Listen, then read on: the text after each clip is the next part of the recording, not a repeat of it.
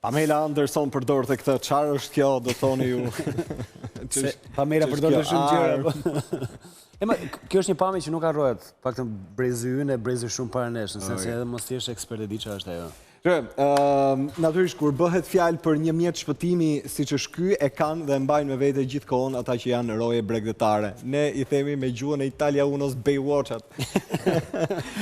Që nga koha kur realisht të shihnim rojet bregdetare, të cilët përpiqeshin të krijonin më shumë siguri për plazhet, dhe duke ardhur tek kjo formë, unë dua t'ju prezantoj tani Genti Laskun, i cili vjen nga federata më e re që është federata e rojeve bregdetare. Do të trajnoj gjithë ata të rinj që duan tani të futen këtë pjesën e një zanati që tek e fundi sezonin turistik është Ela Ferko, e cila është ata shumë pranë kësaj federate. Mirëmëngjes Ela. Mirëmëngjes të dyve, faleminderit që erdhët. Genti, ta nisim pak me gjithë kuriozitetin që kemi. Ne kemi menduar që rojet bregdetare do duhet jenë aty. Asnjëherë nuk është se i kemi pas rojet bregdetare aty. Do të thënë, ka pas tentativa të vazhdueshme, po tani duket sikur gjërat po merren më seriozisht. Pra, ideja dhe deri tek forma për si do të finalizohet roja bregdetare që do të atashohet nëpër plazhe. Faleminderit. Unë mendoj që është diçka shumë e rëndësishme që kemi mundësinë sot të flasim për këtë çështje dhe ju falenderoj për rëndësinë që i keni dhënë nismës që ne kemi ndërmarrë duke na ftuar këtu sot. Është interesante. Faleminderit. Realisht është diçka e nevojshme. Unë gjykoj që është diçka e nevojshme. Jemi vetëm i vend që nuk kemi vëzhgues plazhi, sepse kështu përcaktohet në ligjin shqiptar në këtë term. Vëzhgues plazhi, jo roje bregdetare. Vëzhgues plazhi. Dhe edhe pse ka ekzistuar vendimi i Këshillit Ministrave për sigurinë në plazhe, edhe disa udhëzime ministrash të tjerë të cilët dëshironin dhe kishin vullnetin e mirë që të kishte më tepër sigurinë në plazhet shqiptare, kjo gjë nuk ka ecur jo vetëm sepse nuk ka ose ka munguar ai vullneti mirë por nuk ka pasur dhe një infrastrukturë për të shkuar deri tek finalizimi i plotësimit të tyre plazheve me njerëz që të ruanin plazhet. Federata Shqiptare e Vërejtuesve të Plazhit dhe Shpëtimit në Ujë është një federatë e hapur rishtazi dhe puna e parë dhe më e mira që mendoj që kemi bërë është të krijojë një qendër formimi profesional ku do të kualifikojë dhe do të licencojë mbas të rregullave dhe ligjeve shqiptare këta vërejtues. Qëndrojmë këtu. Unë nuk e di nëse realisht një vëzhgues plazhi e shef si karrierë këtë. Por besoj që është një punë sezonale si shumë të rinj që në sezonin turistik bëjnë punë sezonale. Patjetër. Çfarë përfiton dikush që mund të jetë një roje plazhi? Unë mendoj që ajo çka ne shqiptarët, megjithëse jemi pak me vonesë në shumë gjëra, përpiqemi që të marrim më të mirë nga vendet europiane dhe ajo që kemi dashur të bëjmë ne është që të gjejmë një punë sezonale për këta persona të cilët i kanë mundësi ta ushtrojnë dhe në grupmoshat më të mira për ta ushtruar këtë profesion janë ata studentore ose dhe çik më tutje që kanë mësuesit e edukimit fizik që kanë shkollën përgjithsisht muajt e verës janë pushim dhe këta të ri jo vetëm t'i gjejmë një vend pune në sezon, por të t'i vëmë shërbim të komunitetit, ashtu sikurse vendet e tjera më të zhvilluara kanë bërë me kohë më parë. Unë Ela, nuk e di a keni ju statistikat sa veta mbyten? Sa veta kanë problematika me dhe kërkojnë ndihmën e parë kur janë det hapur. Megjithatë unë besoj që tani duke i vendosur çdo plazhi nga një vëzhgues plazhi, gjërat mund të ndryshojnë apo? Patjetër që po. Në ç'formë? Ka shumë njerëz që nuk dinë not dhe ka shumë njerëz 300 hundet. Po pra, ne dëshirë mund të hyshin det mërijet pa kuptueshme. Po, mund të ndodhin infrakte, mund të ndodhin shumë gjëra, kupton, jeta e njeriut është shumë, por statistikat janë të larta. Nuk di të them një numër fiks, domethënë, por janë të larta dhe kjo gjë që ne, kjo nisëm që ne kemi marrë është një gjë shumë e mirë. Si i rekrutoni ju të rinjt, se okej, puna ka nisur, në sensin çdo gjë duket në vit, paktën për sa përket fillimit. Si rekrutoni ju të rinjt, si i përfshini kush ka dëshirë, pastaj aplikon për të bërë një vëzhgues plazhi? Në fakt ne kemi një kurs që bëjmë, do fillon tani, provimi është tani me 2 maj, do bëhet një kurs 1 mujor, Do të thënë, do jenë në mësimet në klasa dhe mësimet në pishina. Në pishina në det hapur? Në pishina dhe në det të hapur, pa tjetër. Do jetë pjesa në det të hapur. Do të praktikuar pak këtë vend e punës. Ja, do praktikohet edhe në det. Si e merr njëri një vend pune si vëzhgues plazhi pa... Absolutisht, nëse ju nuk di, nëse ato nuk di notin shumë mirë, do të thënë 3 note, normalisht nuk... Cilat janë 3 notet për shembull? Është bregdetit. Duhet performojnë disa stile disiplina notimi, siç është kroli, bregdekos mbrapsh dhe not zhytur. Në një distancë saktuar për një kohë saktuar. Shumë i mirë dhe një infermier shumë i mirë, se normalisht do japësh ndihmën e parë. Pa diskutim. Ndalemi pak këtu tek ndihma parë. Ka shumë nga ata cilët edhe kur e kanë me detyrim për ta dhënë ndihmën e parë në forma nga më të ndryshme. Një aksident i ndodh njerëzve në rrugë dhe kuptohet që ka deficienca të njohurive për ndihmën e parë. Kjo është një pyetje, është konstatim shumë i drejtë. Ndodh në Shqipëri ndodh gjithmonë, unë kam qenë vetë prezant. S'din ta japin ndihmën. Jo, po edhe ata që din ta japin nuk para ndërhyn. Por në rastin ton, ku ai grupimi që është afruar më shumë tek ne për të zhvilluar këtë kurs formimi është një grupim i moshës relativisht të re, është shumë pozitive, sepse pikërisht ta njerëz janë më të drejtë, më të bardhë, më të predispozuar për të ndihmuar shoqërinë, për ta dhënë dhe nëse i pajis me këto njohuri të duhura për të dhënë ndihmën e parë, për të shpërtuar jetën, edhe ato rezultatet kanë qenë shumë më të larta se sa po të jetë në një moshë të madhe, për shembull, apo me probleme familjare, siç janë stresat e ndryshme në Shqipëri.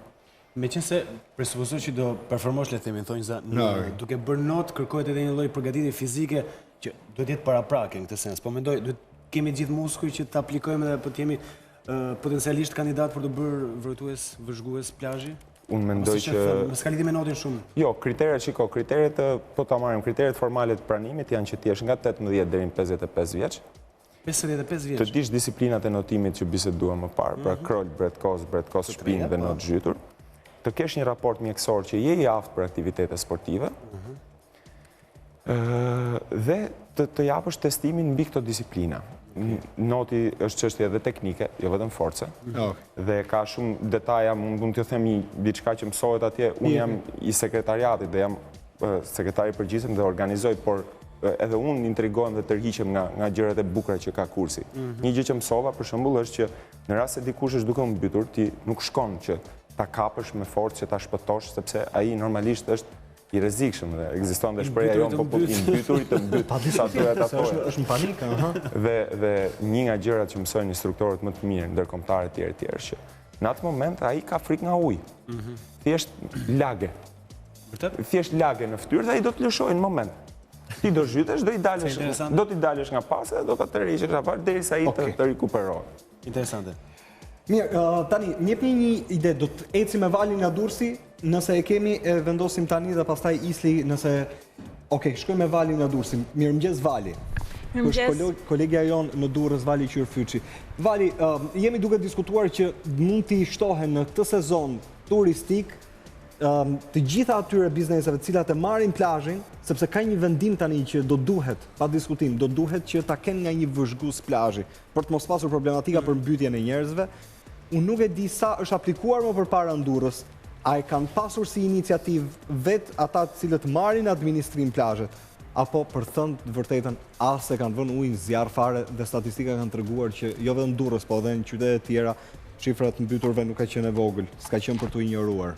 Më vjen keq ta pohoj ato që ju sapo thatë që nuk e ka vënë ujin zjarr njëri, asnjë prej subjekteve që kanë në administrim plazhet private për gjatë gjithë brezit të rërës të plazhit masiv të Durrësit, sepse është një plazh shumë i madh dhe kërkon një numër jo të vogël vëzhguesish të plazhit, por edhe bashkia 2 vitet e fundit nuk e ka ofruar këtë shërbim që është kaq i domosdoshëm për sigurinë e pushuesve. Edhe këtë sezon turistik, unë një ditë më parë kontaktova me zyrtarët bashkisë së Durrësit për t'i pyetur nëse do të merren masa, do të ketë prani të vëzhguesve të plazheve në këtë sezon turistik që për 2 javë besoj do çelet dhe zyrtarisht, dhe më thanë që është ende herët për masa të tilla, ndërkohë që është një detyrim ligjor. E kuptoj pra, është detyrim ligjor Vali, megjithatë duke mbetur tek detyrimi ligjor. Ajo që logjikisht mund të pyesësh është sa janë të predispozuar ta zbatojnë. Sepse nëse ka, siç po dëgjojmë, tani kurse që i formojnë këta të ri, a me gjas mund dështojnë rrugës? Nëse këta që administrojnë plazhet nuk i marrin njerëzit në punë?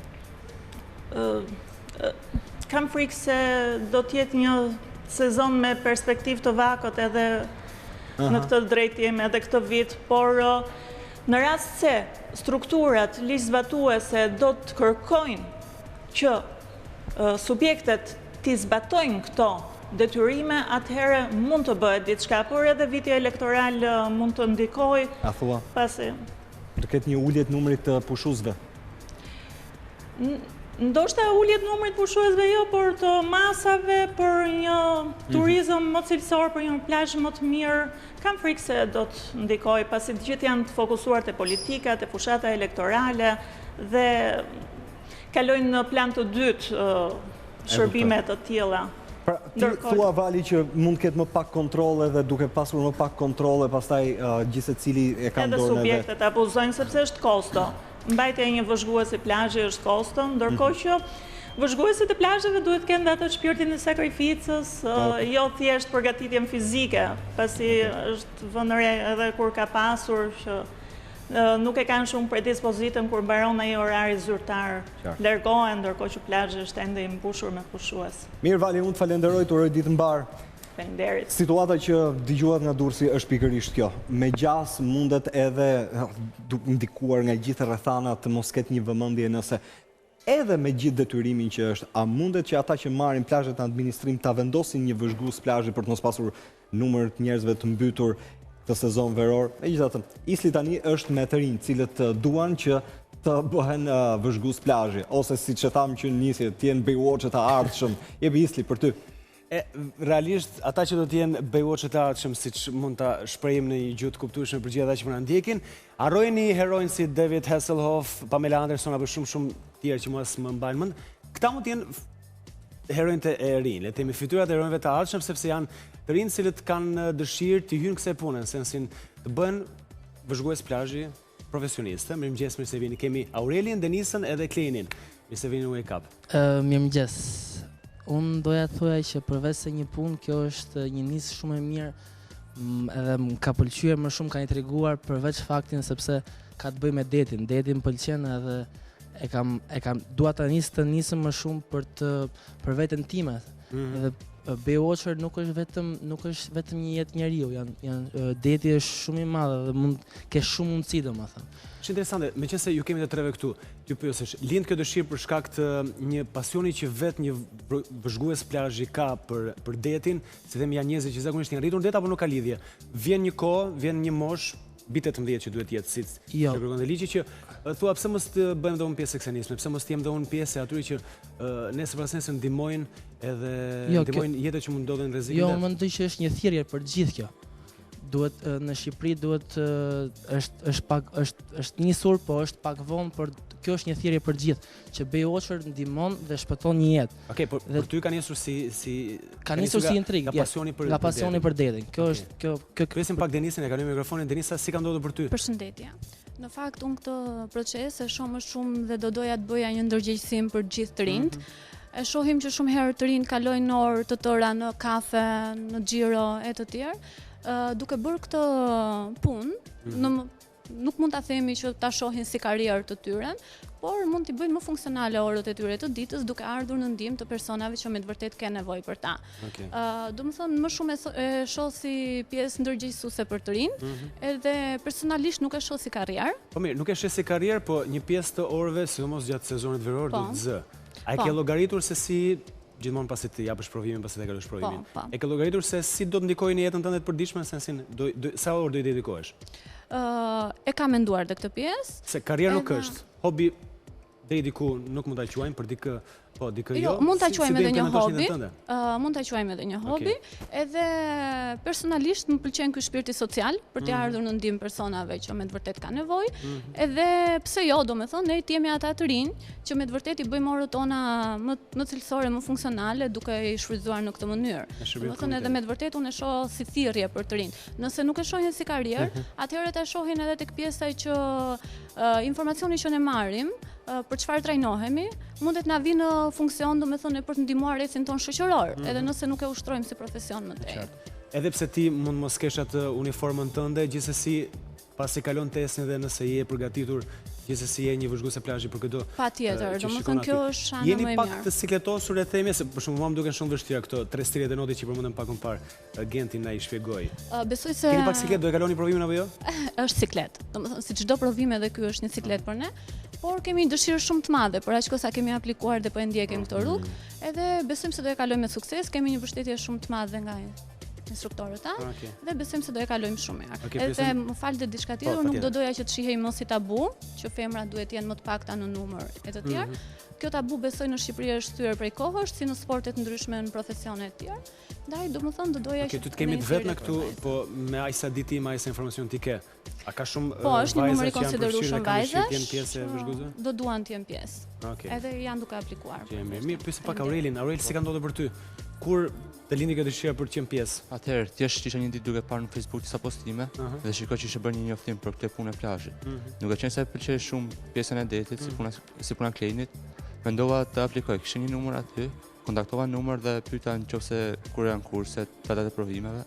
Më dha njoftimet edhe besoj se është diçka shumë e mirë për njerëzit. Okej, po ndërkohë, para parkisht keni bërë një praktik në sensin që i keni thënë një shoku apo një shoqë që bëj sikur po mbytesh në mënyrë që të praktikohem. Dalësh të keqës para në këtë sens. Mos nga ndodhur ndonjëherë për shkakun që një person që unë njoh të jetë duke u mbytur, shqyr fal Zotit. Po që do donim që ta bënim këtë provë mbas kursit. Nuk e marrim këtë rrezik për ta bërë më përpara. Jo, bravo për guximin, po më duket shumë e vështirë, nuk e di andaj në gjithë jetën mendim, më duket goxha e vështirë që ti e pikërisht për të pyetur, nuk e di bën provat me shok apo me shoqe përpara, megjithatë, duke mbetur tek kjo. Edhe ajo që Vali tha, tani kjo është pyetja e fundit edhe shumë direkte. Sa gjasa ka që këta të rinj të sistemohen realisht me një profesion, pavarësisht se është sezonal, po me një profesion.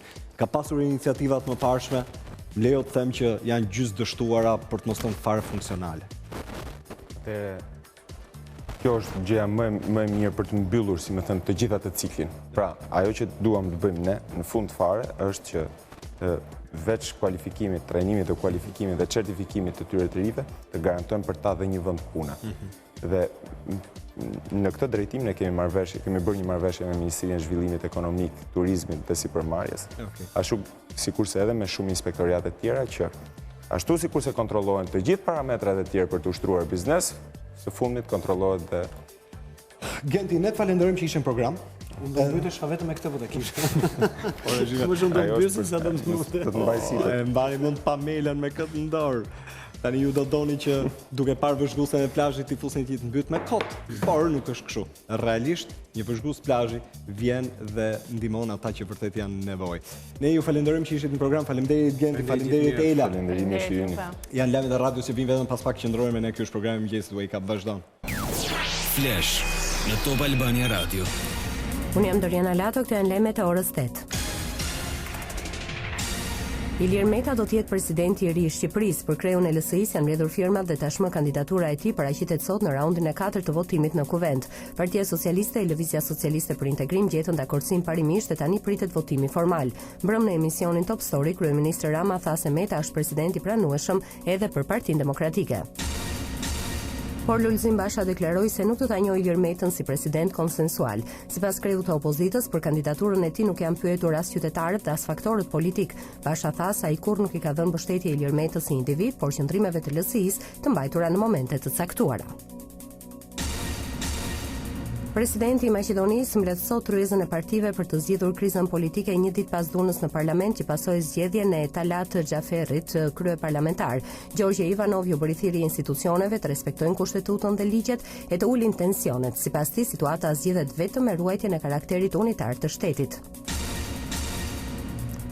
Ndërkaq, për të njohur tani me zhvillimet e natës në Shkup dhe ato të pritshme gjatë ditës, kam në linjë telefonike nga Shkupi gazetaren Fatbarda Curi. Fatbarda, përshëndetje. Përshëndetje. Fatbarda, si ishin orët e natës në Shkup? A pati trazira apo pas deklaratës së Gjorgje Ivanovit për të thirrur tryezën e partive parlamentare, gjendja u qetësua?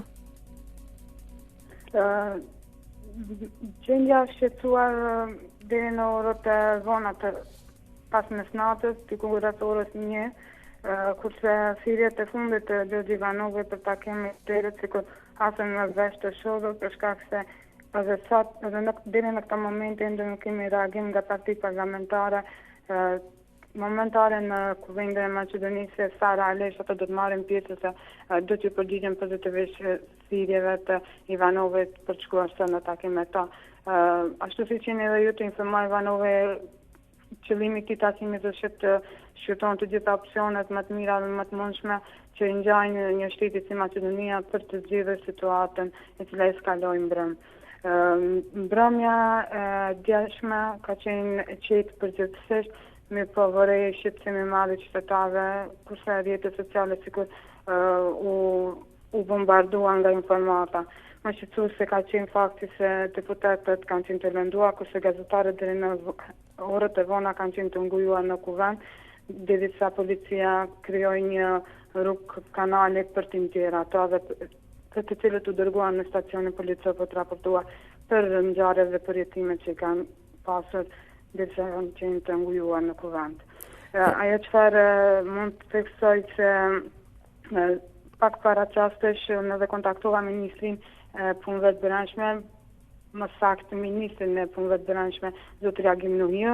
Sipas raportit fundit të policisë, delse nga ngjarjet e fundit dhe nga situata e djeshme, 14 policë kanë qenë të lënduar, dhe të cilët kanë kërkuar ndihmë. Për qytetarët nuk kanë ende numër të saktë. Brenda ditës ministria do të me kontestë, për shkak se ende nuk ka kontaktuar të gjitha stacionet policore për të marrë një numër dhe spitalet të cilët i kanë intervenuar tek këta individ. Dhe kurse sa i përket deputetëve, sipas Ministrisë Punëve të Brendshme, ndihmë kanë kërkuar vetëm 3 deputet. Dua të theksoj se Ministri i Punëve të Brendshme më në fund tregoi një qëndrim dhe një vlerësim më objektiv dhe tha se situata ka eskalu, mund ta quaja si rezultati mos reagimit shpejt të policisë që në fillimet e kësaj ngjarje. Domethënë policia nuk ka reaguar me kohë, nuk ka reaguar në mënyrë të shpejtë dhe mund ta quajmë se si rezultati i kësaj edhe ka deri te depërtimi protestuesve në kuvend dhe situata të vi deri në atë pikë dhe cila ishte. Po, dhe e kuptojmë. Dhe në fakt, në Maqedonia ka tension real etnik, apo ky tension buron artificialisht? Realisht nuk ka tension real etnik. Ky tension tash me disa muaj ka filluar që të nxitet. Qytetarët më e mira tërë kësaj nxitje se qytetarët shqiptar nuk ju kanë përgjigjur pozitivisht dhe nuk kanë ra prej provokimeve, ndërsa dje tashmë u pa qartë se kush realisht do ta nxit këtë konflikt dhe në favor të kujt të shkon një nxitje konflikteve ndëretnike. Faleminderit për informacionin, ishte Fatbarda Curi direkt për Top Albania Radio nga Shkupi. Tërkaq për malin e Zi, sot është ditë historike. Në Podgorisë parlamenti mblidhet për t'i dhënë jetë anëtarësimit zyrtar të vendit në NATO. Opozicionet e subjekteve politike janë të ndryshme, por nuk parashikojnë të papritura dhe ratifikimi i këtij akti politiko-ushtarak duket se do të marrë votat e nevojshme nga parlamenti malazez. Presidenti rus Vladimir Putin dhe kryeministri japonez Shinzo Abe shprehën shqetësimin për tensionimin e situatës në Gatishkullin Korean. Ata bën thirrje për fillimin sa më të shpejtë të bisedimeve gjashtëpalëshe. Putin ju kërkoi shteteve të përfshira të frenojnë retorikat ushtarake, të ruajnë qetësinë dhe të fillojnë dialogun konstruktiv. Kjo është Top Albania Radio.